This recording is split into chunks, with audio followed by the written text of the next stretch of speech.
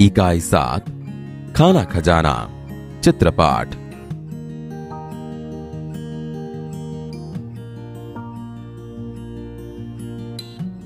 चूहा। विद्यार्थी मित्रों, कैसे हैं? मुझे पहचाना? अरे मैं तो चूहा हूं। यार आप तो गजब के लोग हैं। आप मुझसे डरते हो और मैं आपसे, लेकिन आपसे ज्यादा वक्त मैं रसोई घर में रहता हूं। आपको पढ़ना और खेलना पसंद है, मुझे तो खाना ही पसंद है। जानते हो, रसोई घर में रहते हुए मैं वहां की हर एक गतिविधियां जानता हूं। चलो बताता हूं।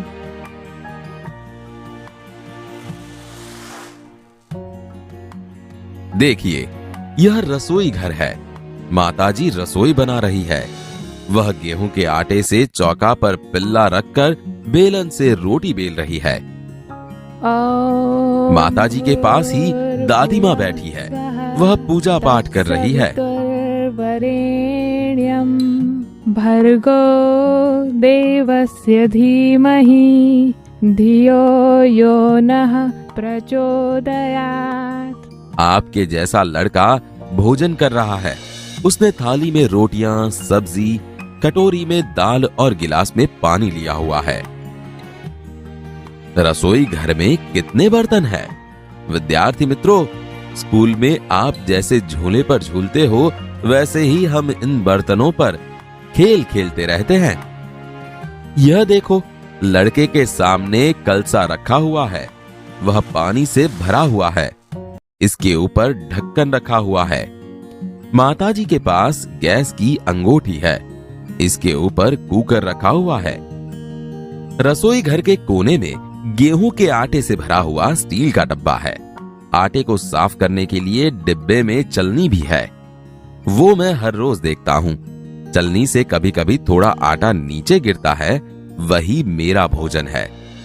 सामने दीवार पर एक अलमारी रखी हुई है। आपके घर में भी अलमारी है ना?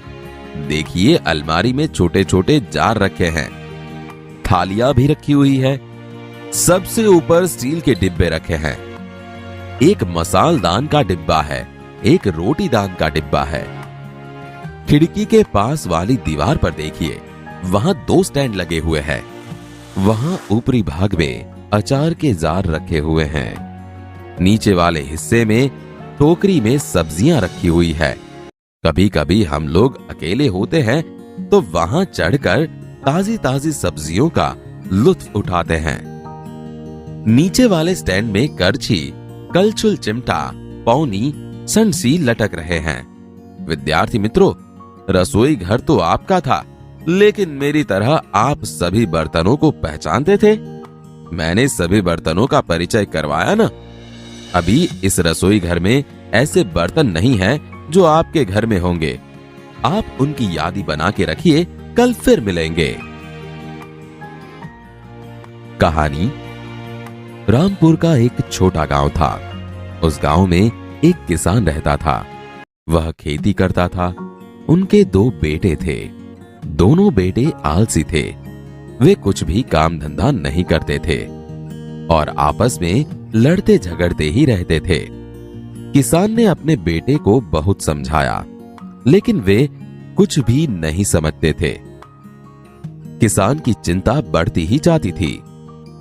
अपने बच्चों को समझाने का किसान ने नया तरीका ढूंढा। उन्होंने अपने दोनों बेटों को बुलाया। एक बेटे को लकड़ियों का एक गट्ठर लाने के लिए कहा। लड़का गट्ठर ले आया। किसान ने इस गट्ठर को तोड़ने के लिए दोनों बेटों को कहा। दोनों बेटों ने रस्सी से बंधी हुई गट्ठर तोड़ने का प्रयत्न किया, लेकिन एक भी लड़का वह गट्ठर तोड़ नहीं सका। किसान ने बाद में लकड़ी की गट्ठर को छोड़ दिया और दोनों लड़कों को एक एक लकड़ी तोड़ने के लिए कहा। दोनों लड़के ने एक एक लकड़ी बारी बारी ली और तोड़ दी। किसान ने दोनों बेटों को सीख दी कि यदि आप साथ रहोगे तो आपको कोई तोड़ नहीं सकेगा, अलग नहीं कर सकेगा। यदि अकेले रहे तो कोई भी तोड़ जाएगा। मिलजुल कर रहोगे तो मजबूत बनोगे और लड़ते रहोगे तो कमजोर बनोगे।